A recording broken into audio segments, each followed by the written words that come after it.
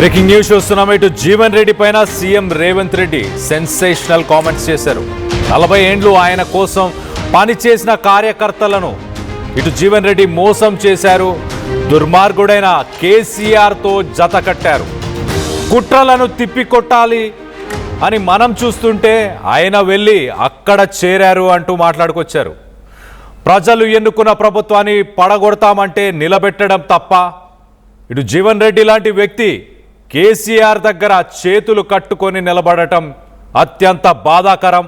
ఇటు జగిత్యాల కాంగ్రెస్ కార్యకర్తల ఆత్మగౌరవాన్ని జీవన్ రెడ్డి కేసీఆర్ కాళ్ళ దగ్గర తాకట్టు పెట్టారు అంటూ సెన్సేషనల్ కామెంట్స్ చేసుకొచ్చారు. ఇటు జీవన్ రెడ్డి వయసుకు ఆయన అనుభవానికి ఇది తగదు అంటూ ఆయన మాట్లాడారు. నేను చేస్తుంది మంచో చెడో మీరే ఆలోచించండి. ఇవాళటికి కూడా ఏనాడు నేను జీవన్ రెడ్డి గురించి ఎక్కడా తప్పుగా మాట్లాడలేదు అంటూ ఆయన చెప్పుకొచ్చారు. ఇటు భవిష్యత్తులో మీకు మీ కుటుంబానికి బాగుంటుందని హామీ ఇచ్చారు. రాజకీయంగా రాజకీయ కెరియర్ని పొలిటికల్ కెరియర్ కూడా బాగుంటుందని హామీ ఇచ్చినా కూడా జీవన్ రెడ్డి వినలేదు. ఒక మొండి పట్టుతోనే జీవన్ రెడ్డి పార్టీని వీడారు. ఇటు 2023 ఎన్నికల్లో జీవన్ రెడ్డి గెలుపు కోసం అంతా కలిసి కూడా కష్టపడ్డాం.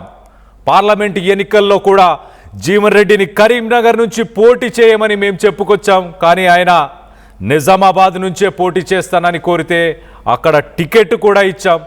దురదృష్టవశాత్తు ఆయన ఓడిపోయారు అంటూ మొత్తానికైతే ఇటు జగిత్యాలకు సంబంధించిన కాంగ్రెస్ పార్టీ కార్యకర్తలతో CM Revanth Reddy sensational comments ఆయన ఇంట్లోనే మాట్లాడారు. దీనికి సంబంధించి మరింత అప్డేట్ తీసుకునే ప్రయత్నం చేద్దాం. ఇటు మా ప్రతినిధి మధు అందుబాటులో ఉన్నారు.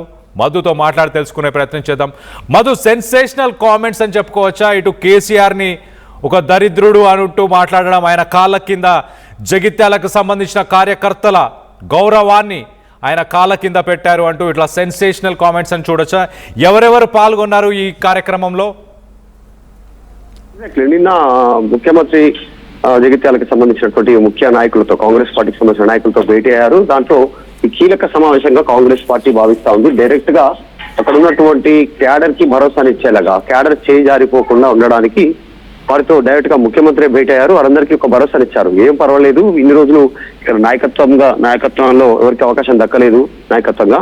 ఆయన 40 ఏళ్ళు ఆయన కోసం పనిచేసినటువంటి కార్యకర్తలను మోసం చేసి ఒక దుర్మార్గుడైనటువంటి కేసీఆర్ తో జతకట్టడం అనేటువంటిది జీవన్ రెడ్డి చేసినటువంటి తప్పు అంటూ స్టేట్మెంట్ చేశారు. జీవన్ రెడ్డి లాంటి వ్యక్తి కేసీఆర్ దగ్గర చేతులు కట్టుకొని నిలబడడం అత్యంత బాధాకరం.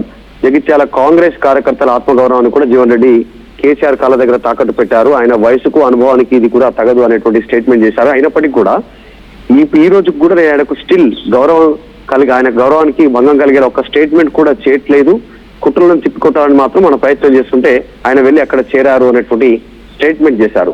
ప్రజలు ఎన్నుకున్న ప్రభుత్వాన్ని పడగొడతామంటే నిలబెట్టడం తప్ప?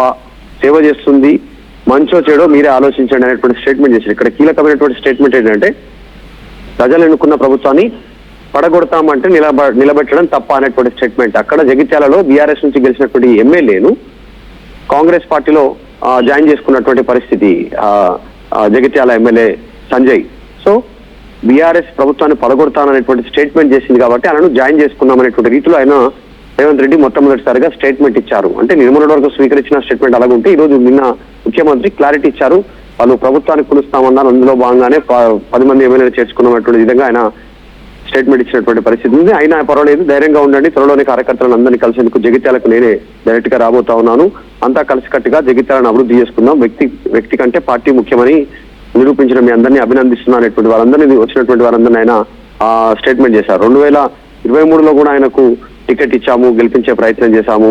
పార్లమెంట్ ఎన్నికల్లో ఆయనను కరీంనగర్ నుంచి పోటీ చేయాలని సూచిస్తే ఆయనే నిజామాబాద్ నుంచి పోటీ చేస్తానని పోయారనేటువంటి ఒక కీలక స్టేట్మెంట్ రేవంత్ రెడ్డి చేశారు. గతంలో ఆరోపణలు ఏమొచ్చాయంటే, కళ్యాణ్ జనరల్ గా కావాలనే ధర్మపురి అరవింద్ను గెలిపించడానికి కాంగ్రెస్ పార్టీ అక్కడ జీవన్ రెడ్డిని పోటీ చేయిస్తా ఉంది, కావాలనేటువంటి స్టేట్మెంట్ చేశారు. అక్కడ మధుయాష్కి అవకాశం ఇవ్వలేదు అనేటువంటి. కానీ ఇక్కడ రివీల్ చేశారు ముఖ్యమంత్రి, కరీంనగర్ నుంచి పోటీ చేయమంటే ఆయన్నే నిజామాబాద్ నుంచి పోటీ చేస్తానని జీవన్ రెడ్డి పోయారు. ఆయన ఫైనల్ ఫైట్ ఇది, ఆయన నో ప్రాబ్లం అక్కడ జరుగుతున్నటువంటి విషయం, మీ అందరినీ కాపాడుకునే బాధ్యత పార్టీ పైన ఉంది అనేటువంటిది నిన్న జరిగినటువంటి ముఖ్య నాయకులతో ముఖ్యమంత్రి ఒక భరోసానిచ్చారు. మొత్తానికి జీవన్ రెడ్డికి కాంగ్రెస్ పార్టీ ఏం తక్కువ చేయలేదు, అనేటువంటి స్టేట్మెంట్ చేశారు. మొన్న మున్సిపల్ ఎన్నికల్లో కూడా ఆయన చెప్పిన అభ్యర్థులకే టికెట్ ఇచ్చినాం, భవిష్యత్తులో కూడా ఆయన కుటుంబ సభ్యులకు మంచి రాజకీయ భవిష్యత్తు ఇస్తామని హామీ ఇచ్చినా కూడా ఆయన తొందరపడి మొండి పట్టుతోటి పార్టీ మారారనేటువంటి స్టేట్మెంట్ చేశారు.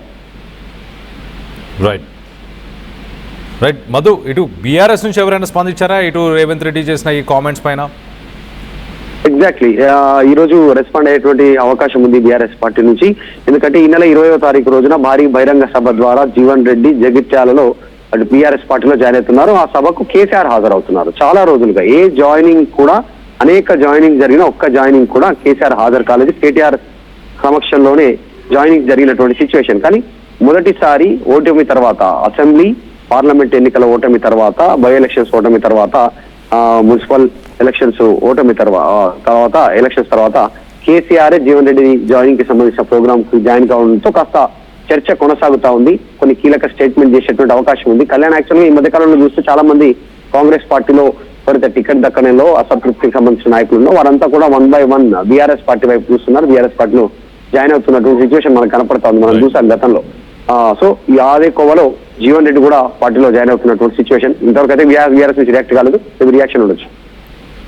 Right Madhu, thanks for the latest update. So మొత్తం మీద ఇటు సీఎం రేవంత్ రెడ్డి జీవన్ రెడ్డిని ఉద్దేశించి సెన్సేషనల్ కామెంట్స్ చేశారు. మున్సిపల్ ఎన్నికల్లో కూడా ఇటు జీవన్ రెడ్డి సూచించిన వారికి టికెట్లు ఇచ్చాము, ఇటు పార్టీ కార్యకర్తలని కలుపుకొని ముందుకు వెళ్ళాలని, ఆయనకి గతంలో ఇటు నిజామాబాద్ నుంచి టికెట్ ఇచ్చాము, ఆయన కరీంనగర్ నుంచి పోటీ చేయమన్నా కూడా ఆయన కోరినట్టు నిజామాబాద్ నుంచి టికెట్ ఇచ్చాము, ఆయనకి అలాగే తన ఫ్యామిలీ మెంబర్స్ అందరికీ కూడా పొలిటికల్ కెరియర్కి సంబంధించి హామీ ఇచ్చినా కూడా ఇటు కార్యకర్తలని మోసం చేశాడు, కార్యకర్తల గౌరవాన్ని తీసుకెళ్లి కేసీఆర్ కాళ్ళ దగ్గర పెట్టాడు అంటూ మొత్తానికైతే CM Revanth Reddy sensational comments.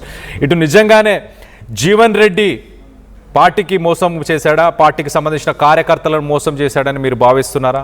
దీనికి సంబంధించి మీ అభిప్రాయాలు ఏంటనేది కింద కామెంట్ రూపంలో తెలియపరచండి. అలాగే ఇటు సీఎం రేవంత్ రెడ్డిని ఉద్దేశించి గతంలో కానీ ఇటు జీవన్ రెడ్డి మాట్లాడిన మాటలు ఒక్కసారి ఆయన మాటల్లోనే వినే ప్రయత్నం చేద్దాం. పీ ఫామ్లు ఇవ్వడం అంటే సమర్థులకు ఇస్తారా, ఇప్పుడు సమర్థత లేని వాళ్ళకి ఇస్తారా? ఇప్పుడు ఎన్నికల్లో పోటీ చేసే అవకాశం ఎవరికి కల్పిస్తారండి? నేను 6 పర్యాయాలు ఎమ్మెల్యే గెలవడం జరిగింది. ఒక పర్యాయం 96 ఏదైతుందో ఉమ్మడి ఆంధ్రప్రదేశ్ రాష్ట్రంలో కాంగ్రెస్ పార్టీ కేవలం 26 స్థానాలు అవుట్ ఆఫ్ 294 కలిగి ఉన్నప్పుడు ఏదైతుందో ఐ వన్ విత్ 54,000 మెజారిటీ. మరి ఆనాడు కేసీఆర్ గారు ఏదైతుందో తెలంగాణ రాష్ట్ర ఏర్పాటు ఉద్యమ నాయకుడిగా తెలంగాణ రాష్ట్ర ఏర్పాటు కేంద్ర ప్రభుత్వ ఒత్తిడి తీవ్రలో భాగంగా ఏదైతుందో వారు రాజీనామా చేసి పోటీ చేశారు. అప్పుడు ఏదైతుందో కాంగ్రెస్ పార్టీ మరి నన్ను 2 పర్యాయాల వారితో పోటీ నిలవడానికి అభ్యర్థి ఎంపిక చేయడం జరిగింది. దాని ప్రభావం ఒక విధంగా నేను తెలంగాణను వ్యతిరేకిస్తున్నట్టుగా నేను భావన ఏర్పడి 2009లో నేను ఎన్నికల పరాజయం చూడటం జరిగింది. నాకు 14 పర్యాయాలు బీఫామ్ ఇచ్చిండ్రు. Definitely I feel proud of it. ఏ అభ్యర్థిని కానీ ఎన్నికలు పోటీ చేసే అవకాశం కల్పించడము వారి సమర్థతను బట్టి ఉంటుంది. సమర్థత లేని వారికి ఏదైతుందో ఏ రాజకీయ పార్టీ కూడా అవకాశాలు కల్పిస్తుందని చెప్పి నేను భావిస్తాను. పార్టీ మారడం అనేది బేసిక్ ఏదైతుందో కాంగ్రెస్ పార్టీ ఏదైతున్నదో వాళ్ళు ఎన్నికలు చేసిన వాగ్దానాలు అమలు చేయలేకపోవటము, వాస్తవంగా ఏదైతుందో వీళ్ళ కేసీఆర్ గారి పాలన దశాబ్ద కాలం ఏదైతుందో 2023లో అంతకంటే బెటర్ పాలన ఇస్తామని ఒక భావన అభిప్రాయం కలిగించి అధికారానికి వచ్చినమే. ఇక్కడ వాట్ హ్యాపెండ్ ఎగ్జాక్ట్లీ వీళ్ళు తిరోగమన చర్యగా చెప్పంటూ నేను ముఖ్యంగా రైతాంగం వారికి కావాల్సినటువంటి ఒక పెట్టుబడి సదుపాయం సౌకర్యాలు కేసీఆర్ రైతు బంధు కార్యక్రమాన్ని ప్రవేశపెడితే 2 పంటలు ఎగ్గొట్టిందని చెప్పంటూ నేను ఇప్పుడు 3వ పంట రబీకి సంబంధించి కూడా ఏదైతుందో ఇంతవరకు పూర్తి స్థాయిలో చెల్లింపు లేదని చెప్పంటూ నేను వాళ్ళు ఏదైనా కానీ బెటర్ ఆలోచించి ముందుకు పోతామని చెప్పి అంటున్నా.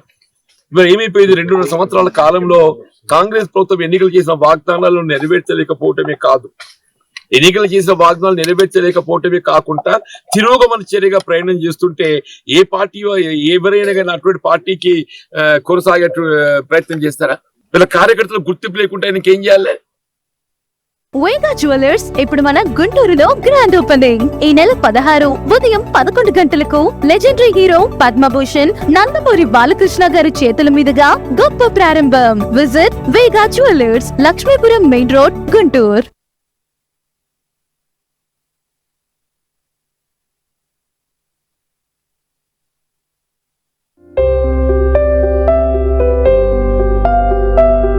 చిన్న చిన్న ఆనందాలు 35 ఏళ్లుగా నా జీవితంలో లేవు. 35 ఏళ్లుగా నేను డైపర్లలో బ్రతికాను. 6 సెంటీమీటర్ల ఫిస్టులా నా మూత్రాశయంలో లీక్ కారణమైంది. ఎవరూ నాకు సహాయం చేయలేకపోయారు. ఏఐఎన్యూలో వైద్యులను కలిసే వరకు అక్కడ వారు రోబోటిక్ శస్త్రచికిత్సతో నాకు పరిష్కారం ఇచ్చారు. వారు నా ఆత్మవిశ్వాసాన్ని కూడా తిరిగిచ్చారు. Precision Care makes it possible. The Center for Robotic Surgery at AINU. అందరికీ నమస్కారం. నేను మీ డింపుల్ హైతి. గుంటూరులో వీగా జ్యువెలర్స్ వారు వారి కొత్త స్టోర్ ఓపెనింగ్ జరగబోతుంది. ఈ గ్రాండ్ లాంచ్ ని మన లెజెండ్ నందమూరి బాలకృష్ణ గారు ప్రారంభించబోతున్నారు. ఈ సెలబ్రేషన్ లో నేను కూడా మీతో జాయిన్ అవబోతున్నాను. మీ అందరితో సెలబ్రేట్ చేసుకోవడానికి. అయితే ఇది ఎప్పుడు జరుగుతుంది? 16th April రోజున 11 AM కి. Can't wait to see you all there. See you all there.